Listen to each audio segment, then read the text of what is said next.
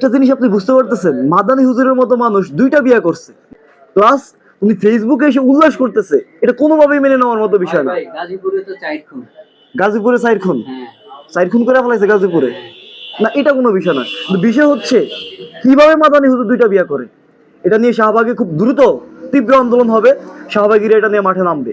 এবং ঘটনা তো আরেকটা আছে, রংপুরে বিএনপির নেতা শিশুকে ধর্ষণ করছে। রংপুরে বিএনপি নেতা শিশুর দর্শন করছে? হ্যাঁ। এটাও কোনো বিষয় না। কিন্তু বিষয় হচ্ছে মাদানী হুজুর একজন ইমাম, একজন হুজুর, সে কিভাবে 2টা বিয়ে করে এবং সে 2টা বিয়ে করে কি বুঝাইতে চাইছে, এটা কোনোভাবে মেনে নেওয়া যায় না।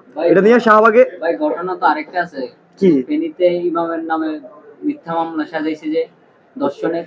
ও মিথ্যা মামলা দিছে, ডিএনএ মিলে নাই মিলে নাই ওটা ইমামের বিরুদ্ধে। হ্যাঁ। ওইটা দেওয়া যায়, এটা কোনো বিষয় না। কিন্তু বিষয় হচ্ছে একজন হুজুর হয়ে সে কিভাবে 2টা বিয়ে করে, এটা কোনোভাবেই করা যাবে না।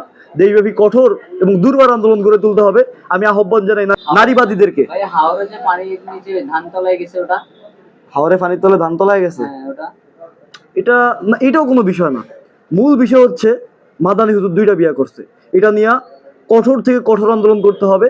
শাহবাগ থেকে গুলিস্তান পর্যন্ত আন্দোলন করতে হবে। খুব দ্রুত এটা নিয়ে শাহবাগীরা রাস্তায় নেমে যাবে। আপনারা কি বলেন, এটা নিয়ে নামা উচিত কিনা? অবশ্যই নামতে হবে।